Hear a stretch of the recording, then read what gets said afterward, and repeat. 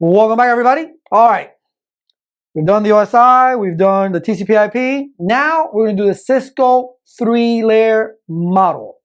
I hope you watched those videos. Remember, if you like them, like it and subscribe. That way you can see me, okay, when I put all this new stuff. All right, the Cisco 3-layer model, last year I think it went through a change. It went through some, it had a facelift, okay? But we're going to go first to what is the Cisco 3-layer model. It's 3 layers: core, distribution, and access. In the core, you see I've highlighted stuff back there where you need to pay attention to. Traffic quickly, meaning it needs to send traffic fast. So you're going to have fast links going on there. You're going to have redundancy on there as well, okay? So you're not going to burden the core routers or whatever device you're using up there, okay? You're not going to burn it with a whole bunch of access lists and inter-VLANs and all this crazy stuff, all right? Because you don't want that. You want information to get there and just send it out. Core layer. The distribution layer, routing, filtering, how to get to the WAN, all right? Forward requests to the core layer. That's its job. So it's doing a little bit more work, right? That's its job, all right? And the last one, the access layer, it controls users and workgroups, right? Closest to the user, connectivity between workstations and servers, and port security. So that one is a workhorse. That's doing a lot of things because that's where the users are connected to, all right? You want to make sure that your core layer, this is where in the distribution layer, you may want to do route summarization, right? And send only, not all the VLANs that exist down there, okay? You just want to send one summary route. So it doesn't have a telephone book full of, in the routing table, full of networks. It doesn't need to know that. You just give them a summary route of what networks exist and below, and then it'll send it to the appropriate location, okay? It'll send it to the appropriate location. That's what the Cisco 3-layer model. And keep in mind, all these models are blueprints. There's not a physical thing, it's a logical thing, right? To get a better understanding of the devices that you're gonna have, okay? That's it. And here's a picture. I'm sure you've seen it a million times where you have your core layer. You can see the redundancy.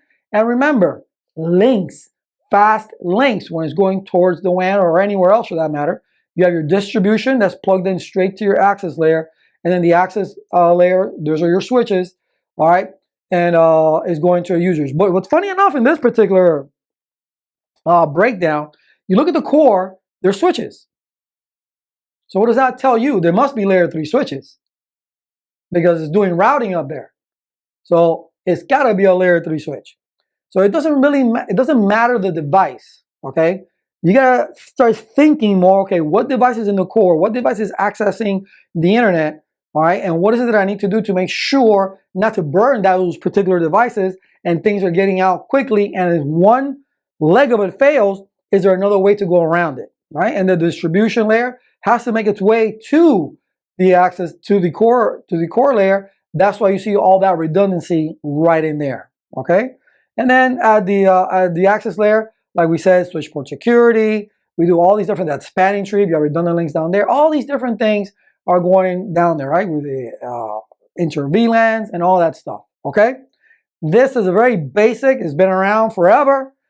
This particular model, but it had a facelift. All right. It's called the collapsed core architecture. And I highlighted what you need to home in on. Okay, I hope you can see it. It says combined as a single layer. Which ones? The core and distribution were combined. Okay, meaning the services that they do were combined. Why? Why did they do that? I highlighted it. Cost. So you can use that layer 3 switch to do multiple things. So you can use layer 3 switches all over the place. All right, so on the core, so you can route, okay, and on the distribution layer, so it has that routing capability as well, and you can do inter-VLANs in there also, okay. That's the collapse layer where they took the core and the distribution and meshed it together, okay, meaning they can run the same services. To take the same services that they, because before it was just, oh, it's just a switch, layer 2 switch, we can only do so many things. And then we have the router can only do so many things. So we said, let's combine it. Let's see if we can go ahead and get the best of both worlds. in those two layers, the core and distribution. And then obviously the access layer is by itself doing what it's always been doing with layer 2 switches. That's what it's all about. That's all it is. The collapsed architecture, you still have the core, okay? You still have the core, you still have the distribution, and you have the access. But now the distribution and the core will be, meshed together, combined as a single layer, but it's still three different things, okay? They're just combining the services of it. Will they ask you this in your test? They may. I haven't had any students that passed the test come back and told me, hey, Laz, they asked me about the collapse. None of them has come and told me that. Okay, but it's no big deal. It's the same thing. Just one of the top two layers are combined together for the purposes of saving money.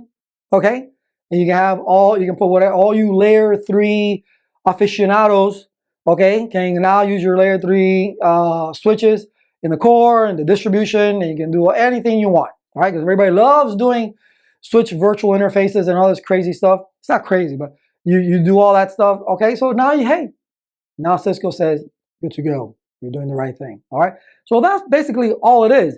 And here's a better image, if you want to look at it, all right, of the Cisco collapse architecture, where you see that it has a router symbol and a switch symbol right on top, layer 3 switch.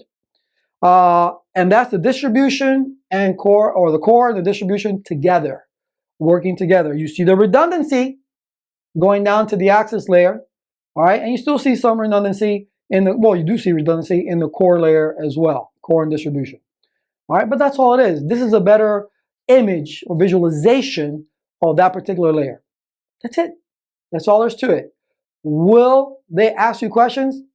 If they do, I don't think you'll have an issue. Just take a look at this video a couple times. You'll get it. All right? Because I don't think Cisco really has the time to waste to be asking about all this stuff. They ask you 1 or 2 questions. You move on. Real world, listen.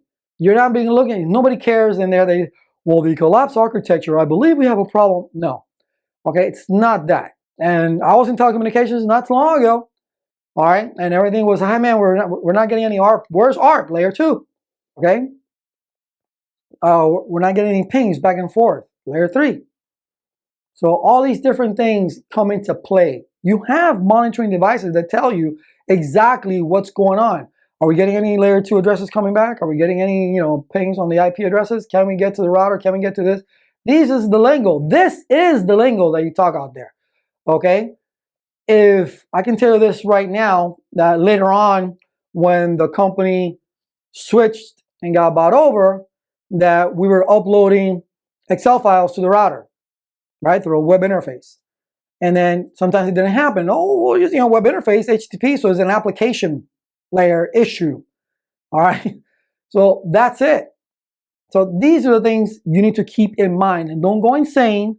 Don't start going, well, in the RFC, and the white page so-and-so, and in the book of knowledge of, or the Bible or the OSI, you don't need to be going all insane about it. Just listen to me, okay? I'm telling you what you need to know. If you wanna, once you pass your test and maybe get a little bit more information, so when you go to work, you can, at lunch, you can blow people's minds, or at your parties, or wherever, okay?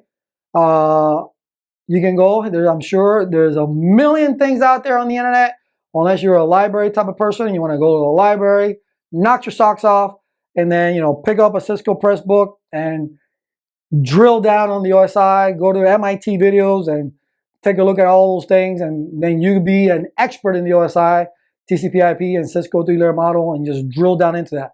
But before you do all that, listen to me, so you can go ahead and pass your test, okay?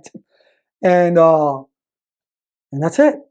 Those are your models. Those are your models, and you don't need to go crazy over them, all right? So remember, if you want to go a little bit deeper, do the things I said, but again, if you want a complete course, you go to globed.net, all right? I have the CCNA 200-125 complete course there. There are other videos on the OSI model, TCP/IP model, all these different things. Take a look at it, browse through the courses so you can see what there is. And again, if you like the video, give it a 2 thumbs up, all right? And subscribe, because I'm going to be putting videos out like there's no tomorrow. Because Laz is back. I'll see you in the next.